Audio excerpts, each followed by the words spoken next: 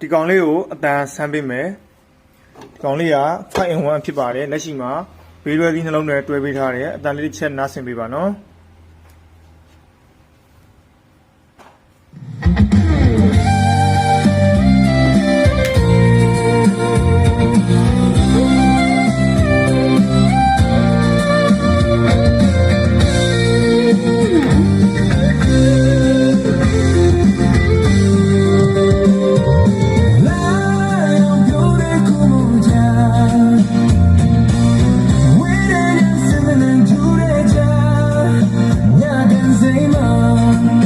Just you,